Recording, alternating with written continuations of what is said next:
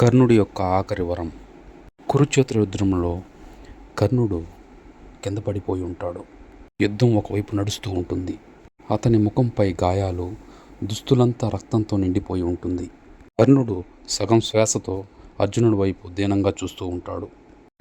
కర్ణుడు అర్జునుడిని పిలిచి, కృష్ణ, నాకొక చివరి వరం ఇవ్వగలవా అని కృష్ణుడిని అడుగుతాడు. కృష్ణుడు నెమ్మదిగా వచ్చి కర్ణుని పక్కన కూర్చొని, కర్ణ, ఏమి వరం కావాలి నీకు, కోరుకో అని కర్ణునితో కృష్ణుడు ఇలా చెబుతాడు. ఆ సమయంలో యుద్ధంలో ఘోరాతి ఘోరంగా అరుపులు, కేకలు వినిపిస్తుంటాయి. అన్నీ నిశ్శబ్దంగా ఉంటాయి. కర్ణుడి మాటలు మాత్రమే కృష్ణునికి వినిపిస్తూ ఉంటుంది.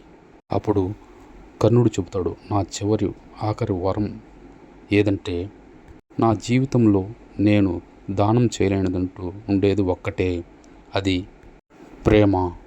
మరో జన్మలోనైనా నాకు ప్రేమించే హృదయం ఇవ్వు కృష్ణ. నన్ను గ్రహించేవారై ఉండాలి. పక్షపాతం చూపనటువంటి ప్రేమ నాకు కావాలి అని కృష్ణునితో కర్ణుడు ఏడుస్తూ తన కళ్ళమ్మట నీరు కారుతూ చెబుతూ ఉంటాడు.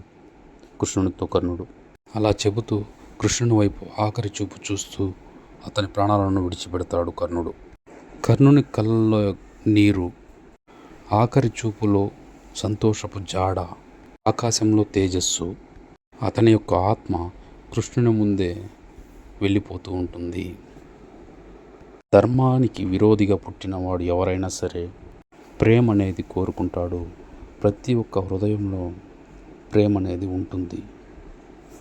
ఈ కథ మీకు ఎలా అనిపించింది? వీడియో నచ్చితే వీడియోకి ఒక లైక్ చేయండి. Thank you for watching.